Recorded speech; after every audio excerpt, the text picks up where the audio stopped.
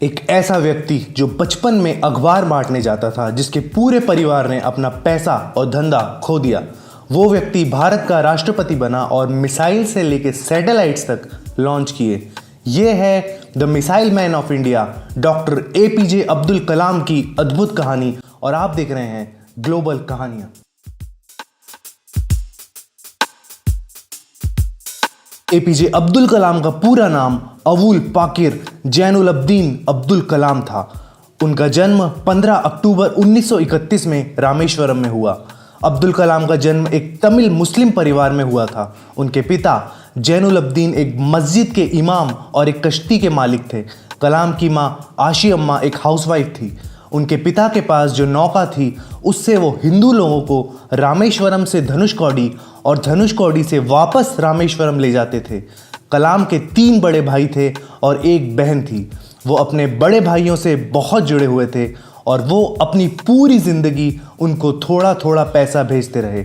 कलाम अपनी सरल ज़िंदगी के लिए जाने जाते थे। उन्होंने कभी टीवी नहीं खरीदा और उनकी आदत थी रोज़ सुबह 6:30 से 7 के बीच उठना और रात को 2 बजे तक सोने की। धर्म और आध्यात्मिकता उनके लिए बहुत मायने रखती थी। यहाँ तक कि उन्होंने एक किताब भी लिखी जिसका नाम था ट्रांसेंडेंस। कलाम के पूर्वज काफ़ी अमीर थे और उनके पास कई एकड़ ज़मीनें थी। जब पंबन पुल का निर्माण हुआ तब उनके परिवार ने लोगों को लाने ले जाने का व्यापार पूरा खो दिया, क्योंकि अब पुल होने की वजह से कश्ती की लोगों को ज़रूरत नहीं रही।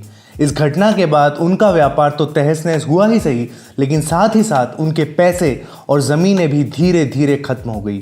कलाम के जन्म होने तक उनका परिवार पूरा गरीब हो चुका था और कलाम को छोटी उम्र में ही अखबार बांटने जाना पड़ा। जब वो स्कूल गए तब उनके अंक काफ़ी साधारण आते थे, लेकिन शिक्षकों के द्वारा उनको हमेशा एक गजब और मेहनती छात्र बोला गया और उनमें हमेशा एक चाहत थी पढ़ने की। वो हमेशा गणित पर घंटों तक काम करते थे। श्वार्ट्ज हायर सेकेंडरी स्कूल में उनकी पढ़ाई होने के बाद वो तिरुचिरापल्ली चले गए, जहां पर उन्होंने सेंट जोसेफ्स कॉलेज में दाखिला लिया और वो 1954 में फिजिक्स के ग्रेजुएट बने। 1955 में मद्रास चले गए और aerospace engineering Madras institute of technology से उन्होंने की। जब वो प्रोजेक्ट पर काम कर रहे थे तब उनके कॉलेज के एक अध्यक्ष ने उनकी प्रगति देखी और वो उससे बिल्कुल प्रभावित नहीं हुए और उन्होंने कलाम को बुलाया और बोला, अगर तुमने 3 दिन के अंदर अपना प्रोजेक्ट पूरा नहीं करा तो तुम्हारी स्कॉलरशिप वापस ले ली जाएगी। कलाम को इंडियन एयरफोर्स ज्वाइन करने की बहुत इच्छा थी, लेकिन वो सिर्फ एक पोजीशन से रह गए। वो 9वें स्थान पर थे और सिर्फ 8 पोजीशंस खाली थी। मद्रास इंस्टीट्यूट ऑफ टेक्नोलॉजी से 1960 में पढ़ाई खत्म करने के बाद कलाम एरोनॉटिकल डेवलपमेंट एस्टेब्लिशमेंट के साथ जुड़ गए। वहां पर वो एक साइंटिस्ट की तरह जुड़े। उन्होंने अपना करियर एक छोटे होवरक्राफ्ट के डिजाइन से चालू किया। कलाम इनकोस्पार कमेटी में भी शामिल थे, जहां उन्होंने विक्रम साराभाई के अधीन काम किया। विक्रम साराभाई एक बहुत ही जाने माने स्पेस साइंटिस्ट थे। फिर 1969 में कलाम को इसरो यानी इंडियन स्पेस रिसर्च ऑर्गेनाइजेशन में तबादला हो गया। इसरो में वो इंडिया के पहले सैटेलाइट लॉन्च व्हीकल जो कि SLV-3 में प्रोजेक्ट डायरेक्टर थे। इस व्हीकल ने रोहिणी सैटेलाइट को धरती के ऑर्बिट में रखा। कलाम ने फिर एक्सपांडेबल रॉकेट प्रोजेक्ट पर अकेले ही काम करना शुरू कर दिया, लेकिन 1969 में भारत सरकार ने उनके प्रोजेक्ट को अनुमति दे दी और कहा कि उनके प्रोजेक्ट पर एक टीम भी बनाई जाए। 1963 में वो नासा रिसर्च सेंटर में भी गए। राजा रामन्ना ने कलाम को बुलाया भारत का पहला परमाणु परीक्षण स्माइलिंग बुद्धा को देखने के लिए। कलाम ने प्रोजेक्ट डेविल और प्रोजेक्ट वैलिएंट पर भी काम किया और इन प्रोजेक्ट्स में उन्होंने बैलिस्टिक मिसाइल्स बनाई। यूनियन कैबिनेट ने कलाम के प्रोजेक्ट्स को अनुमति नहीं दी थी, लेकिन फिर भी प्रधानमंत्री इंदिरा गांधी ने गुप्त रूप से उनको धन दिया ताकि उनके एरोस्पेस के प्रोजेक्ट्स पूरे हो सके। ये कार्यक्रम जारी रहेगा इस अंतराल के बाद। क्या आप जानना चाहते हैं कि कैसे दुनिया के मशहूर बिजनेसमैन, आर्टिस्ट, इन्वेस्टर्स और लाइफ हैकर्स वो सब अचीव कर पाते हैं जिसकी हम कल्पना भी नहीं करते? क्या आप इफेक्टिव कम्युनिकेशन, लीडरशिप, कैरिस्मा के हैक समझना चाहते हैं? देखिए और सब्सक्राइब करें मेरा दूसरा channel you can do wonders. फिर कलाम ने यूनियन कैबिनेट को भी इन गुप्त प्रोजेक्ट्स के बारे में बताया और इनकी महत्वपूर्णता समझाई। इन सब चीज़ों ने कलाम का नाम बहुत ऊंचा कर दिया। इसीलिए भारत सरकार ने उनको उच्च मिसाइल प्रोग्राम्स चालू करने के लिए बोला। काफ़ी सारे मिसाइल प्रोग्राम्स में भागीदार रहने की वजह से उनको मिसाइल मैन ऑफ इंडिया भी कहा जाता है। अग्नि मिसाइल और पृथ्वी मिसाइल को बनाने में कलाम का बहुत ही बड़ा योगदान था। पृथ्वी और अग्नि मिसाइल्स की बहुत आलोचना हुई क्योंकि उनको बनाने में काफ़ी समय और पैसा लगा और इसका मैनेजमेंट ठीक से नहीं हो पाया।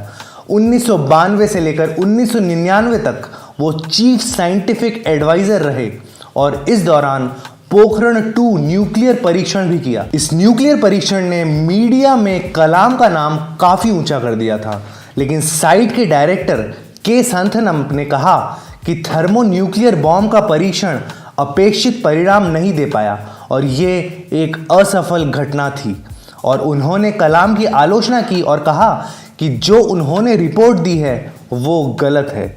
लेकिन फिर चिदम्बरम और कलाम दोनों ने इस बात को खारिज कर दिया। फिर कलाम की जिंदगी में एक बहुत ही बड़ा मोड़ आया। 10 जून 2002 को एनडीए यानी नेशनल डेमोक्रेटिक अलायंस ने कलाम को राष्ट्रपति के लिए नॉमिनेट किया। समाजवादी पार्टी और नेशनलिस्ट कांग्रेस पार्टी दोनों ने इस बात का समर्थन किया और फिर वो भारत के 11वें राष्ट्रपति बने। 2002 में चुनाव हुआ और कलाम ने विशाल जीत हासिल की।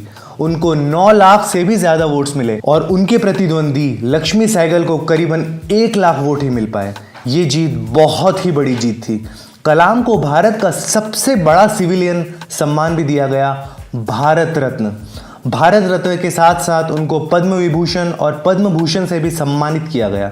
जब तक वो प्रेसिडेंट बने रहे तब तक वो लोगों के प्रेसिडेंट के नाम से प्रचलित हुए। जब उनके 5 साल राष्ट्रपति के तौर पे खत्म हो गए तब उन्होंने अपने वापस राष्ट्रपति बनने की इच्छा प्रकट की, लेकिन ये बोलने के 2 ही दिन बाद उन्होंने फैसला लिया कि वो प्रेसिडेंशियल इलेक्शन में खड़े नहीं होंगे। इसके बाद वो शिलोंग, इंदौर और अहमदाबाद के IIM के विजिटर प्रोफेसर बन गए। वो Indian institute of space science technology Thiruvananthapuram के चांसलर बने और अन्ना यूनिवर्सिटी में एरोस्पेस इंजीनियरिंग के प्रोफेसर भी बने और भी उन्होंने कई इंस्टीट्यूट्स ज्वाइन किए।